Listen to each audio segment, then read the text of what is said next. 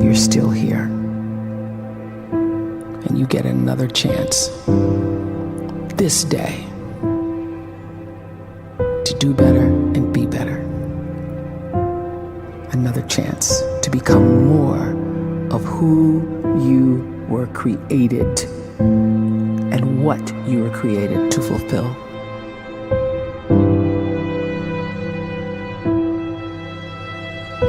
Everyone in the world is capable of living outside the role or beyond the roles that they place themselves in, no matter what it is.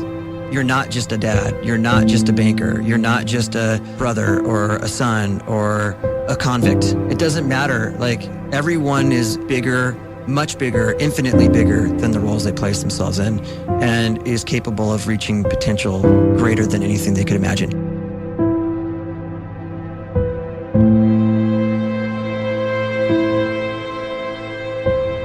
You can live the life you desire. It's right there in front of you. But in order to achieve it, you must first see it, then believe it, and then you must graciously ask and train your brain to help you execute your vision.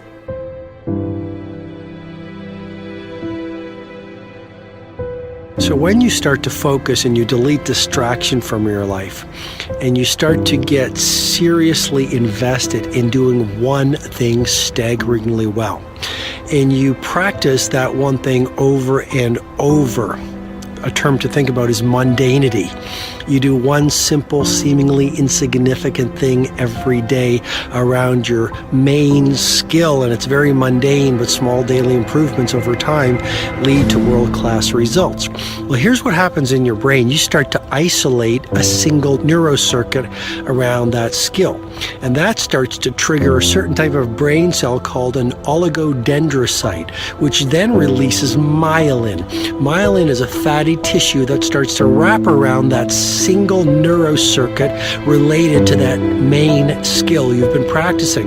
And when myelin starts to wrap around the brain circuit, what happens is you have accelerated learning times, you can see more quickly, heightened perception, and you'll learn more quickly. And that is really the quote-unquote secret of the great producers. It's not a result of some natural gift, but their daily practice, their relentlessness and their grit, their work ethic, and their singular focus and sacrifice.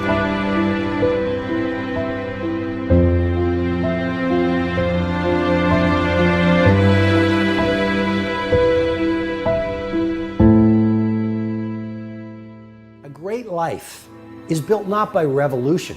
A great life is built by evolution. Small and steady wins the race. What you do every day is far more important than what you do once every decade. I want you to really think about that idea. What you do every day is simply your life in miniature. And as you live every single day, so you're crafting your life. What you do over the next hours is really building your future.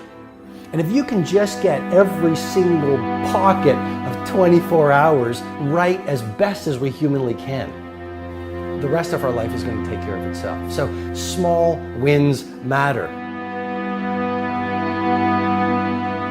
The scripture says we will eat the fruit of our words. You are planting seeds when you talk. At some point, you're going to eat that fruit. My challenge is make sure you're planting the right kind of seeds.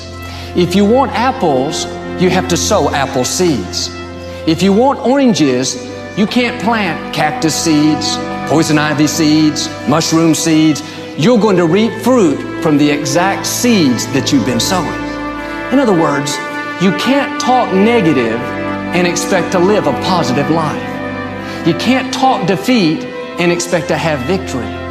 You can't talk lack, not enough, can't afford it, never get ahead, and expect to have abundance. If you have a poor mouth, you're going to have a poor life. If you don't like what you're seeing, start sowing some different seeds.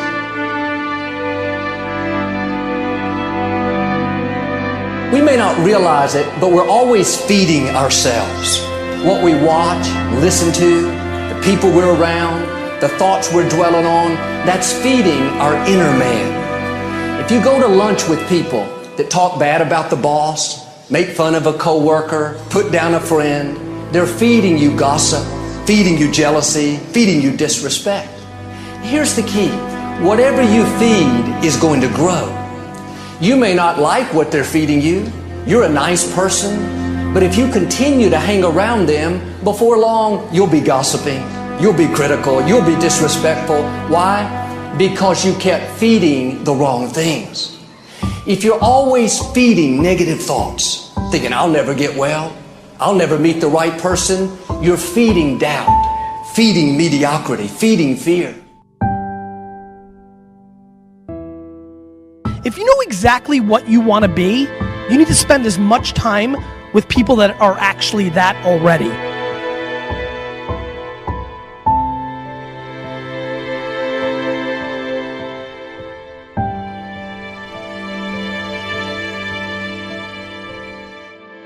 You cannot let a fear of failure, or a fear of comparison, or a fear of judgment stop you from doing what's going to make you great. You cannot succeed without this risk of failure. You cannot have a voice without the risk of criticism. And you cannot love without the risk of loss. You must go out and you must take these risks.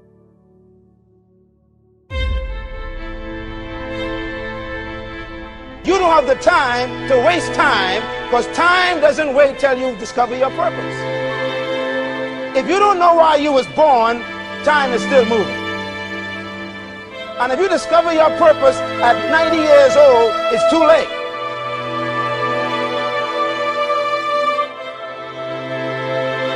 You don't know how young you are. What if you die in 2 years? You're pretty old right now. You got 2 years left.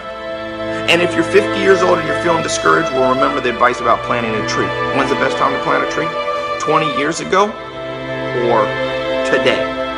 So if you're 50 and you feel like life left you behind, well, get started right now. Better late than never. Better late than never. Don't think about time and age so much. It gets people distracted. When the whole world's distracted, you be focused.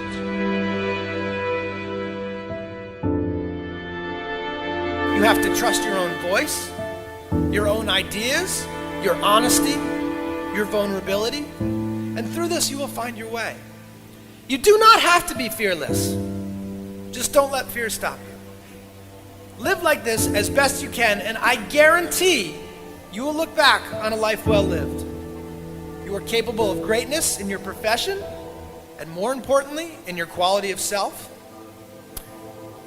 Stay hungry. Stay young at heart. Take those risks. You are going to change the world around you in big ways and in small.